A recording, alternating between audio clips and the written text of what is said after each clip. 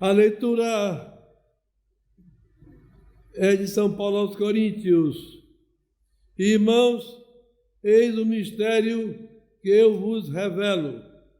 Todos ressuscitaremos, com certeza, mas não seremos todos transformados. No momento, isso se dará em um abrir e fechar de olhos, ao som da última trombeta. A trombeta soará e os mortos ressuscitarão incorruptíveis e também nós seremos transformados.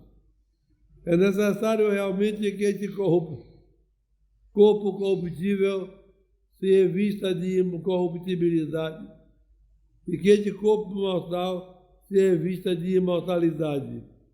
Quando este corpo mortal se revestir de imortalidade, então se cumprirá a palavra que está escrita: tragada foi a morte na vitória.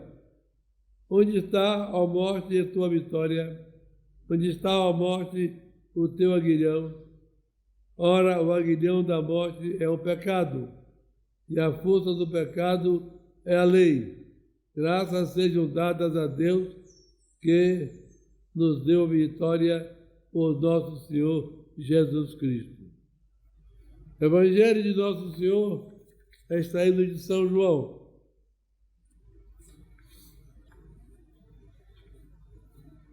Naquele tempo disse Jesus às turbas dos judeus: em verdade, eu vos digo, vem a hora e já chegou, em que os mortos ouvirão a voz do Filho de Deus, e os que a ouvirem terão a vida.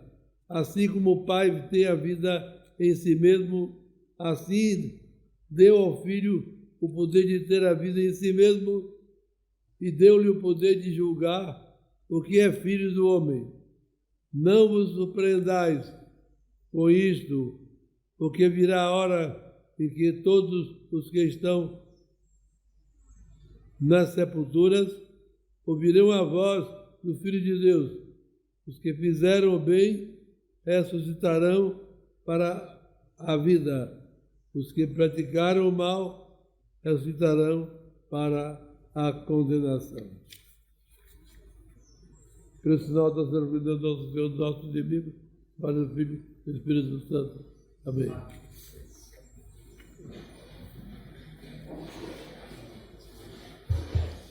Meus irmãos, louvado seja o nosso Senhor Jesus Cristo.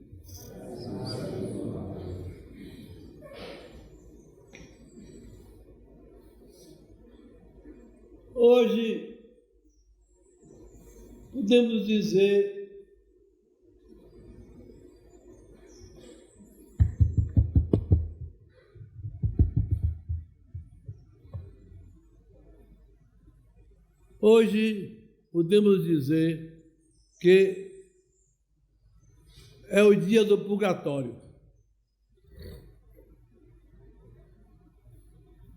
É o dia em que nós celebramos por todos aqueles que estão no purgatório. E que, mais cedo ou mais tarde, de lá sairão para todos eles entrar no céu. Nós aprendemos pelo catecismo que as últimas coisas que acontecerão com o ser humano são a morte, o julgamento de Deus, o inferno, ou, em geral, passando pelo purgatório, o céu. Entretanto, tanto o texto como da primeira epístola, da primeira leitura, que é de São Paulo aos Coríntios, como o texto também do Evangelho, se recorda de modo fundamental uma outra verdade, que é a ressurreição.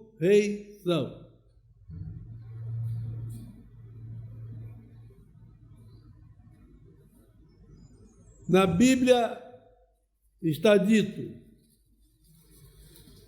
Statuto Mestre Omnibus Memori. Está decretado por Deus que todos os homens terão uma só morte. No meio da santa, bela, pura, perfeita religião católica na Terra, há uma multidão de religiões e cada uma diz uma coisa diferente, porque os fundadores delas eram homens que se julgavam os tais e sempre tinham uma explicação própria, diferente. Mas Nosso Senhor deixou da igreja dele tudo.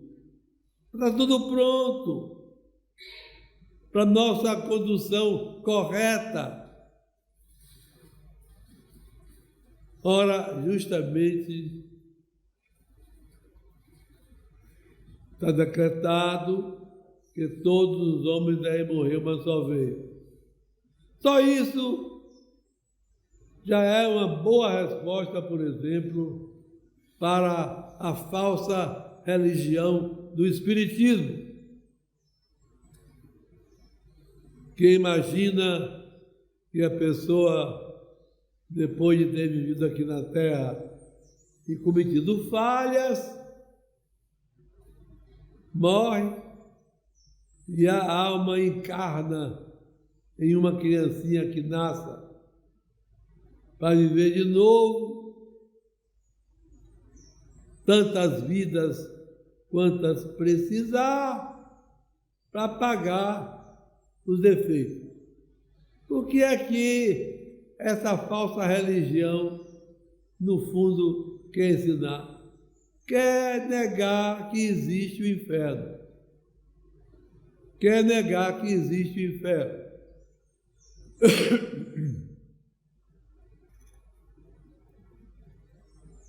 Porque se todo mundo vai reencarnando, isso significa que ninguém vai para o inferno. Pecou? Volta. E vai viver de novo. E vai ter esse sofrimento, ou aquele outro, ou aquele outro, ou aquele outro, ou todos eles, para poder ficar purificados na última vez que vier.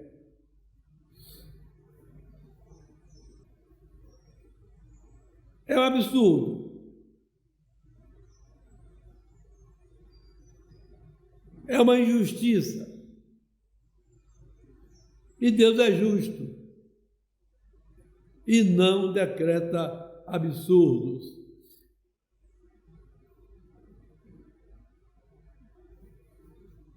É absurdo porque Deus decreta que a pessoa que pecou nasce de novo para viver de novo, para pagar com os seus pecados, os pecados da outra vida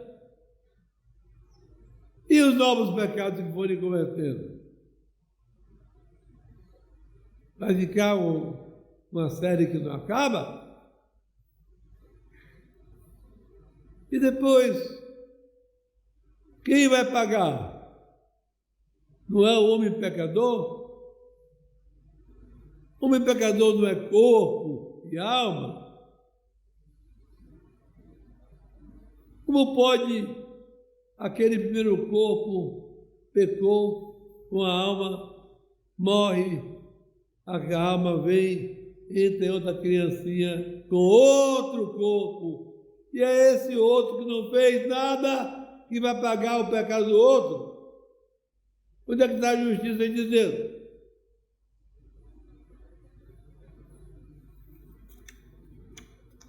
Depois, que proveito pode se tirar de pagar por um pecado que não se sabe?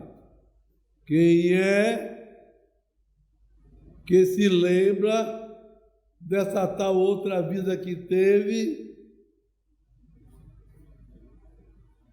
e ao morrer encarnou de novo, e agora quando sofre isso ou aquilo se lembra, na outra existência eu cometi aquele pecado e agora estou pagando. Quem lembra? Ninguém lembra, ninguém. Como é que pecou e não lembra de Jesus nenhum e vai pagar? Como pode um pai chegar, depois de um ano que o filho cometeu um erro, dar uma surra no filho, por causa daquele erro, que o filho não está mais nem lembrando o que fez? E assim a gente vê que a reencarnação é uma invenção falsa para enganar, que é negada pela Bíblia Sagrada, que é livro santo, que diz: Estatuto mestre hominimus semel mori. Está decretado que todos os homens, todos os seres humanos devem morrer uma só vez. E, portanto, não existe reencarnação para ninguém estar morrendo. Não existe. E nos textos de hoje, Jesus ensina, São Paulo repete, a existência da ressurreição. Ora, ou existe a ressurreição, isto é, este corpo que eu tenho aqui, com esta alma que eu tenho, se tenho a graça de morrer sem pecado mortal, mesmo que precise passar 1000 anos sofrendo no purgatório, sei, pela palavra de Jesus, pela Escritura, que meu corpo será restaurado e minha alma no fim do mundo vem certinha buscar seu corpo e os dois ficarem vivos de novo para sempre. Isso é bem diferente de reencarnação. É o que se chama de ressurreição. Ressurreição. Gente, ressuscitar. O corpo fica vivo de novo com a entrada da alma de novo nele. Não importa se queimou e virou cinza. Não importa, ou qualquer outra forma de destruição total. Não importa, Deus tudo pode. Deus tudo pode. E o primeiro a ressuscitar foi justamente Jesus Cristo, que não podia ter seu corpo corrompido, que é corpo de Deus, e que ficou na sepultura desde a sexta-feira de tardinha até a madrugada do domingo, quando a alma de Jesus voltou, entrou no corpo e ele ficou de novo vivo e apareceu, como nós conhecemos nas leituras dos evangelhos, várias vezes aos apóstolos e a Nossa Senhora.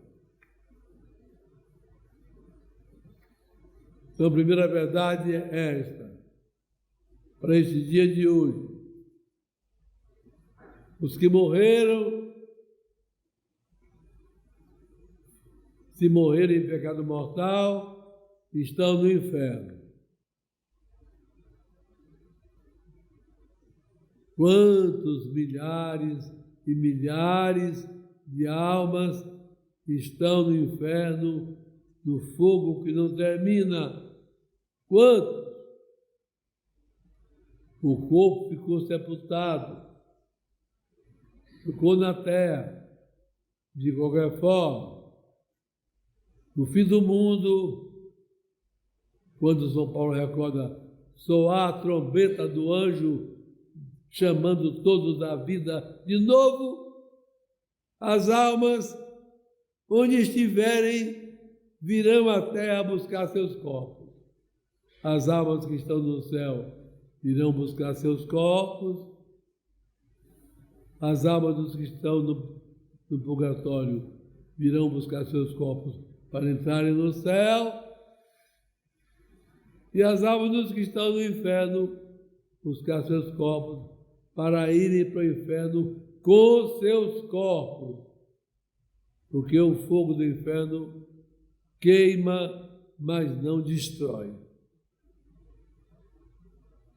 Essa é a primeira verdade que nós proclamamos, na qual nós acreditamos, não é? Existe realmente o céu, o purgatório e o inferno, sendo o purgatório uma invenção a mais da bondade de nosso Senhor, que podia mandar todos os que morrem em pecado, mesmo pequeno, para ir para o inferno. Todo mundo no pecado, agora não se salva mais. Você teve tempo na terra para viver a vida santa. Não viveu, agora pronto.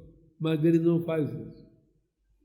Os que morrem com pecados veniais, com pecados pequenos, com dívidas menores, esses não irão para o inferno.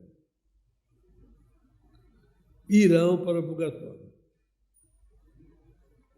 Irão para o purgatório para ficar lá o tempo que precisar.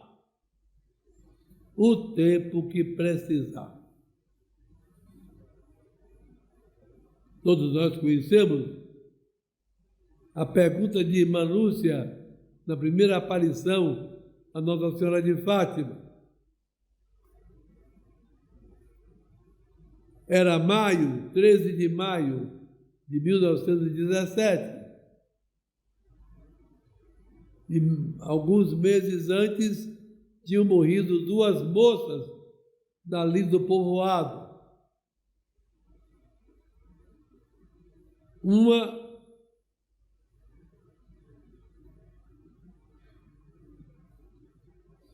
com seus 16 anos.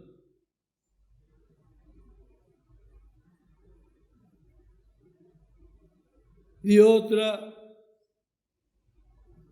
com 20 e poucos anos.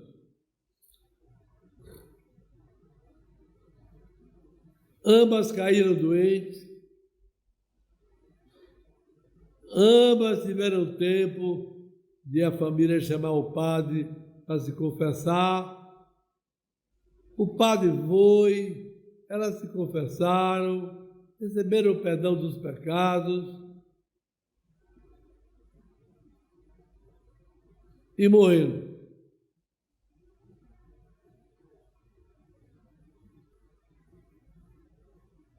Uma se chamava Maria das Neves. A outra chamava-se Amélia. A mais velha, infelizmente, tinha cometido um pecado de adultério com o marido da irmã dela. Uma vez só. Arrependeu-se, se confessou, recebeu o perdão.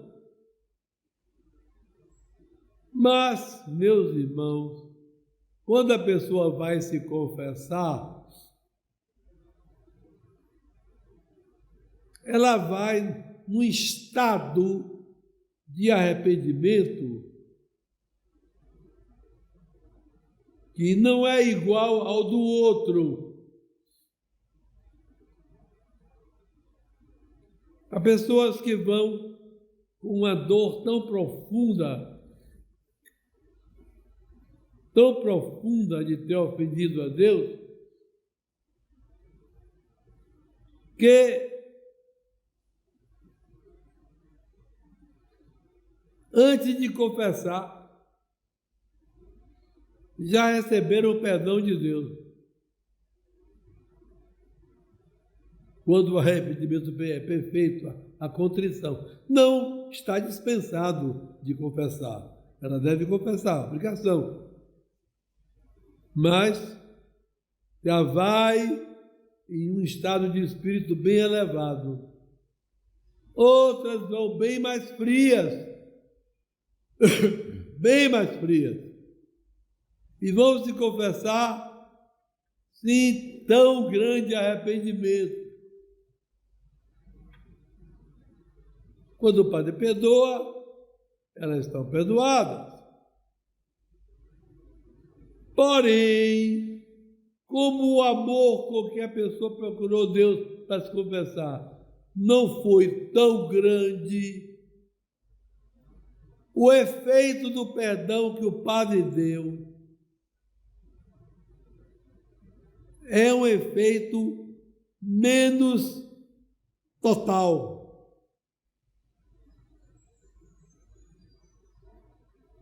De maneira que, vamos imaginar, duas pessoas que vão se confessar, ambas com o mesmo pecado mortal,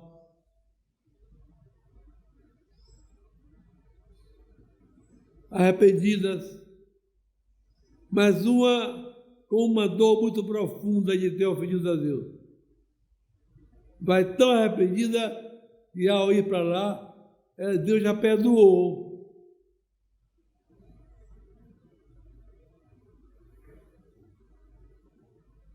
Na hora que ela confessa, que o Padre perdoa,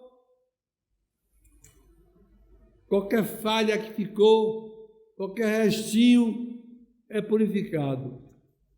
A outra não tem aquele arrependimento todo.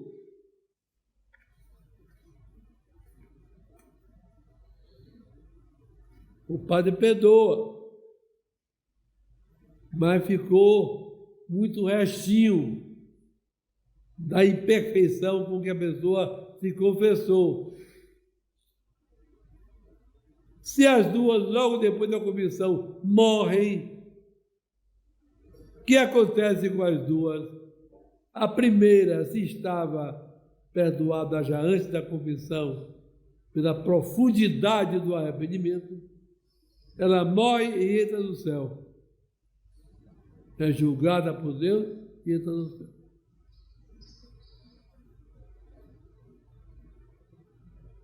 Se tem uma falhinha, ela morre e passa um tempinho curto no purgatório. A outra que começou de maneira mais imperfeita, então vai às vezes passar um tempo enorme no purgatório.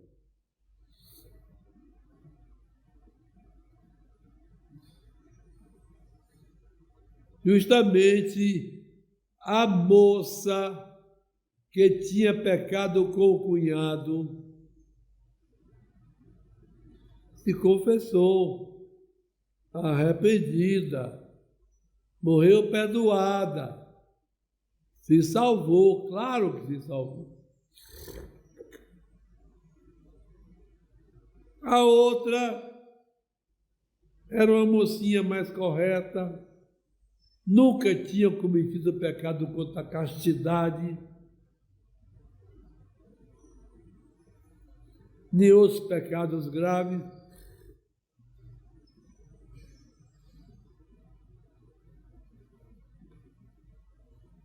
E então o que aconteceu? Ou a segunda, passou um tempo muito curtinho no purgatório, já estava no céu, ou talvez não tenha nem passado pelo purgatório. E a mais velha, que tinha cometido um pecado maior e que não teve um arrependimento tão perfeito, estava arrependida, sim, não queria saber de pecado de jeito nenhum. Ela foi para o purgatório levar bastante tempo. Por isso, quando Nossa Senhora apareceu, a Lúcia, Jacinta e Francisco, Lúcia perguntou várias coisas a Nossa Senhora e Nossa Senhora foi respondendo. Então Nossa Senhora, Lúcia perguntou: a Maria das Neves está no céu?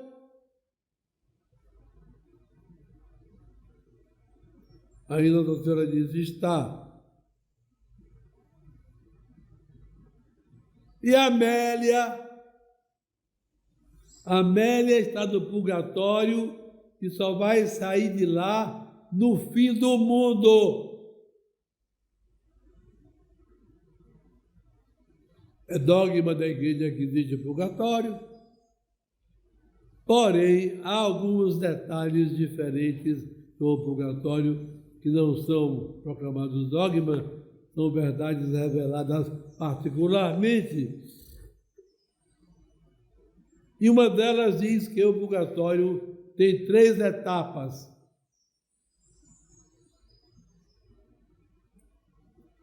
Uma primeira etapa parecida com o inferno, com a diferença que no inferno todos odeiam a Deus, no purgatório ninguém odeia a Deus, todos amam. Mas no purgatório primeiro, nessa primeira etapa, é fogo parecidíssimo com o fogo do inferno. Muito parecido. Além disso, quem cai nesse primeiro purgatório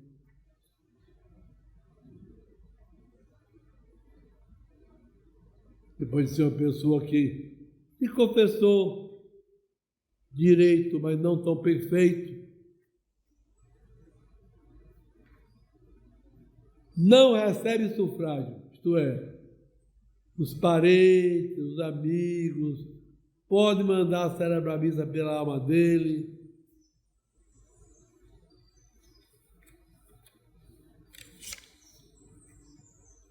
As missas não vão para ele. Deus aplica a purificação daquelas missas por outras pessoas que estão lá, não nesse primeiro purgatório. Porque no primeiro purgatório ninguém recebe sufrágio nenhum.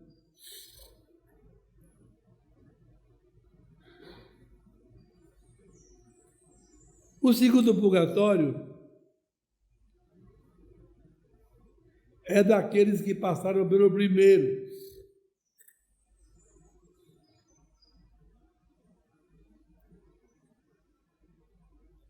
E depois que passaram pelo primeiro purgatório, passam para o segundo. 2 diferenças existem, 3 diferenças existem no segundo purgatório para o primeiro. A primeira é que o fogo do segundo purgatório, que é terrível, é menor do que o do primeiro.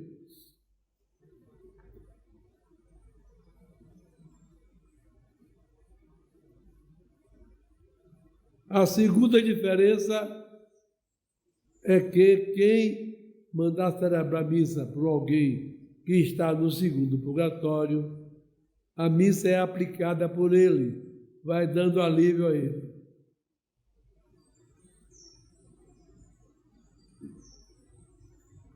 E a terceira diferença é que quem está no segundo purgatório, às vezes vê a visita que certos anjos fazem ao segundo purgatório, confolando certos devotos, etc.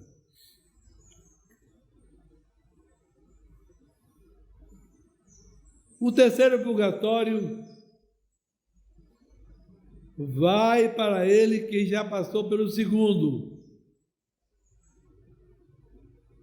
Que a pessoa pode morrer e ir direto para o primeiro. Pode morrer e ir direto para o segundo e diante.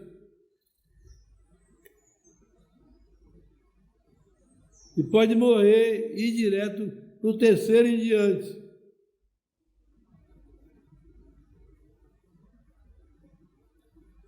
Qual a diferença do terceiro purgatório para o segundo? É que no terceiro purgatório não existe fogo. Existe só um grande sofrimento em que a alma que está lá tem uma saudade de Deus que não consegue dominar. Não consegue dominar. Nossa Senhora, às vezes, vai ao terceiro purgatório. Certas almas veem Nossa Senhora. Claro que ela não deve aparecer com a beleza que ela tem no céu. Mas é ela.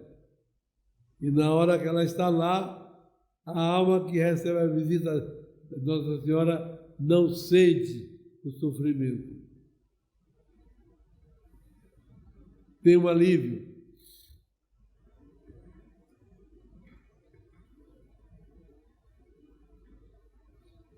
Quanto tempo leva uma pessoa no purgatório? Nós conhecemos o exemplo, por exemplo, do Papa Bonifácio. E não sei se o terceiro, que viveu na Idade Média, portanto, há tantos séculos, e que dizem que está no purgatório até o fim do mundo. E era um homem muito piedoso, muito bom. O homem, quando foi eleito Papa, se ajoelhou aos pés dos cardeais, pedindo: não votem em mim, eu não quero ser Papa. E votaram, e ele reinou muito bem, porém está no purgatório até o fim do mundo. Por quê? Porque as nossas responsabilidades variam.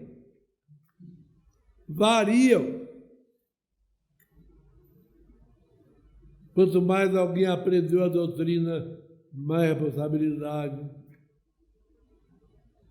Quanto maior a função,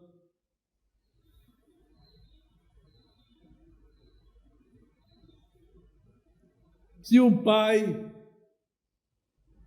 de 50 anos morre, no mesmo dia que morre o filho dele, com 20,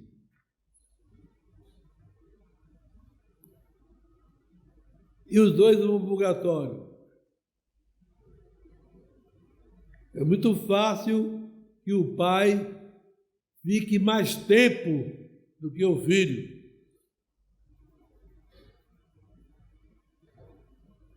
Porque sendo mais velho, aprendeu mais.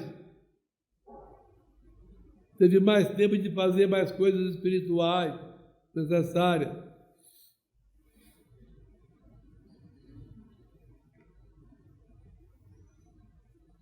É preciso rezar, fazer penitência pelas almas do purgatório, para aliviá-las. Principalmente as mais abandonadas. Tem gente que morre, não tem alguém, nem amigo, nem da família, que se importe com rezar pela alma dele.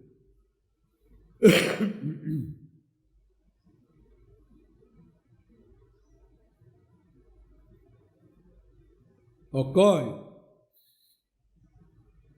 Por isso é bom rezar. Agora mesmo, a igreja quer ajudar as almas do purgatório. Então o que ela faz? Hoje, 2 de novembro, dia de finados, e durante uma semana inteira, quem está na graça de Deus, não tem pecado grave, pode entrar em qualquer igreja, rezar um Pai Nosso, uma Ave Maria, um credo pelas almas do purgatório.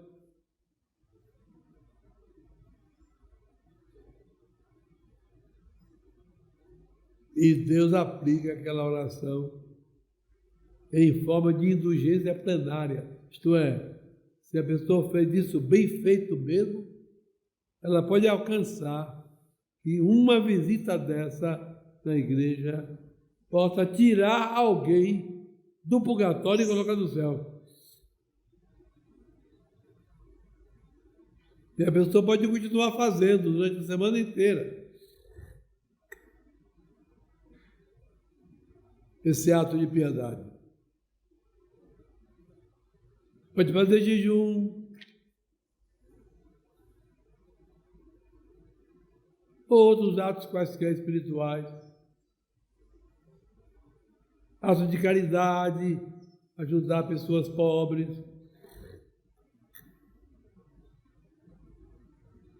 na intenção das almas do purgatório. Pode conseguir isso. E é claro que uma alma dessa, que sai do purgatório por força da oração bem feita de alguém, ela lá no céu não vai esquecer daquela pessoa nunca, nunca. Não é aquela história que eu já vos contei de uma empregada doméstica, uma cozinheira católica, que tinha o costume, todo mês, de tirar um pedaço do salário dela e encomendar uma missa ao padre pelas almas do purgatório. Na ocasião, ela perdeu o emprego e, quando estava na véspera do fim do mês, ela se lembrou que ele não tinha mandado celebrar a missa pelas almas como ela fazia. Aí, de manhã cedo do último dia, entrou na igreja, procurou o padre, perguntou ao padre se o padre tinha intenção obrigatória. O padre disse que não, aceitou a intenção dela, ela deu a esmolinha dela, o restinho do dinheiro dela, que ela estava desempregada, e ela assistiu à missa. Mas ela contou que apareceu no começo da missa um rapaz que assistiu à missa também. Quando terminou a missa, ela foi saindo. O rapaz que ela não conhecia disse: "Está procurando emprego, não é?" Admirada, ela disse: "É. Vá na casa tal, na rua tal, número tal, procure Dona Fulana.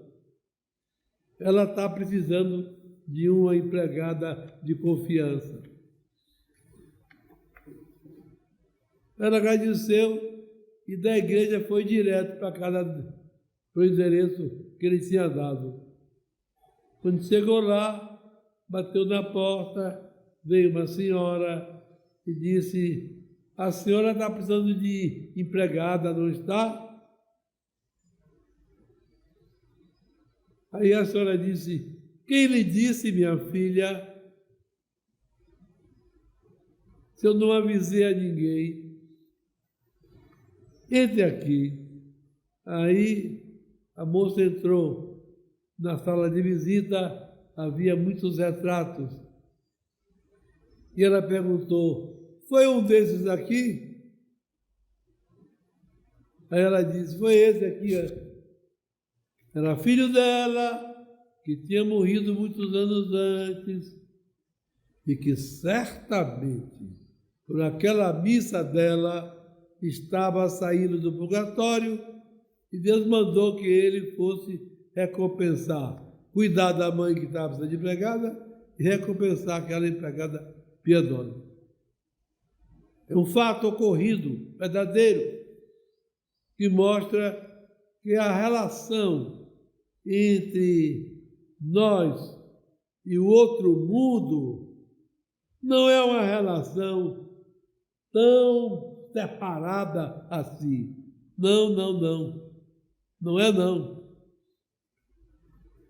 E nós, às vezes, estamos ligados a alguém pela oração, pela penitência, e Deus aplica aquilo, Deus faz aquilo para o bem da alma. Não vai tirar ninguém do inferno, claro, mas o purgatório tira.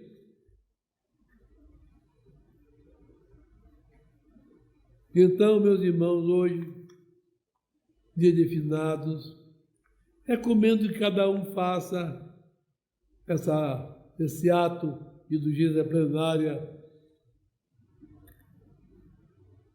Quem se conversou direitinho, pode comungar, pode criar a indulgência plenária. E durante 8 dias, nos próximos dias seguintes, pode também ganhar outra indulgência plenária em sufrágio das almas do purgatório. Porque às vezes também são pessoas que estão no purgatório, pagando pesado, mas que não tiveram tanta instrução, tanta compreensão da doutrina. E Deus pode se servir de um de nós para socorrer. Então hoje, dia de finados, quando todos vieram para a Santa Missa, pedindo pelos mortos, como celebrando, temos piedade dos nossos mortos, nossos pais, que não têm mais pai e mãe, alguns não têm irmãos, tios, amigos, conhecidos. Eu acho curioso, quando eu era menino, tinha uns 9 anos, 10. No domingo, morreu de repente o dono da casa defronte da nossa, na rua. Era uma rua cheia de casas, não tinha edifício, só casa. E ele morreu de repente, de tarde. A gente não conversava com eles, não tinha relação nenhuma com eles, mas aquela morte repentina me impressionou. Toda vez que eu vou rezar pelos mortos, aquele homem me aparece na cabeça. Eu fico achando que o senhor quer que eu inclua, não é? Inclua a alma dele. Quem sabe? Quem sabe? Se ele se salva e eu também, como desejo, pela misericórdia de Deus, a gente pode se encontrar.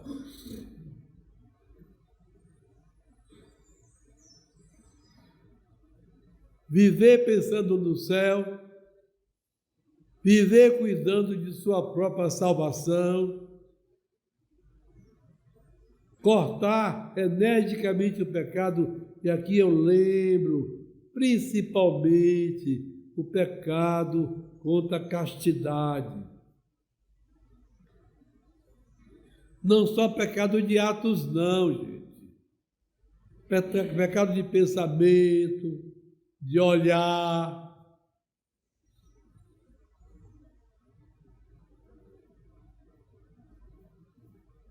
Porque a gente sabe que, entre as coisas que Nossa Senhora de Fátima avisou, ela disse, os pecados da carne, os pecados contra a castidade, são os que levam mais almas para o inferno. Não é o pior pecado. O pecado contra a fé, o pecado de um comunista, por exemplo, que não crê em Deus, é pior.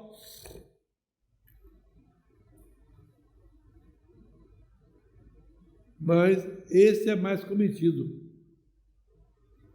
mais facilmente cometido.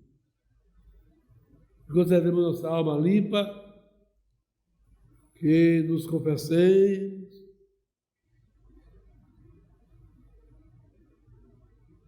direitinho, com atenção, que comunguemos bem,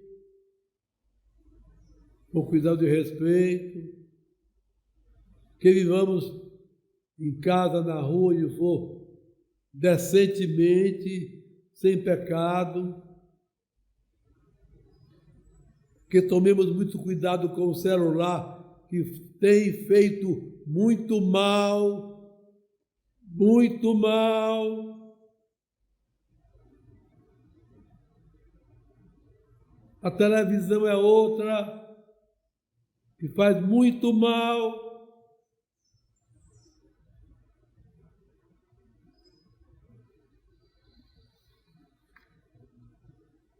E cada um diga a si mesmo, eu preciso me salvar. Eu não posso estar empurrando, amanhã eu me conserto. Não posso facilitar com isso. Porque eu posso caminhar para o endurecimento do coração e eu não perceber as coisas. Em Salvador, há uns 300 anos atrás,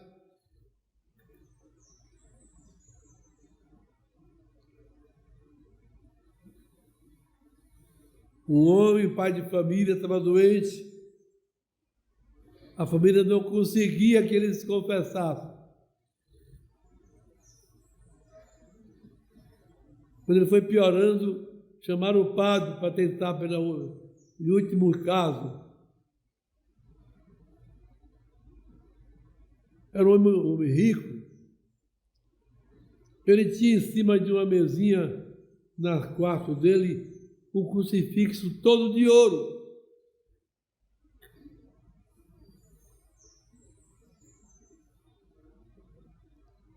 Vendo que ele não conseguia saber do padre, o padre pegou o crucifixo para ele beijar. Mas na hora, sabe, viveu tanto na terra, vocês querem lembrar de Deus, ele não viu Jesus, não, só viu ouro. E aquele infeliz morreu dizendo, ouro, ouro, ouro. Morreu. Ave Maria.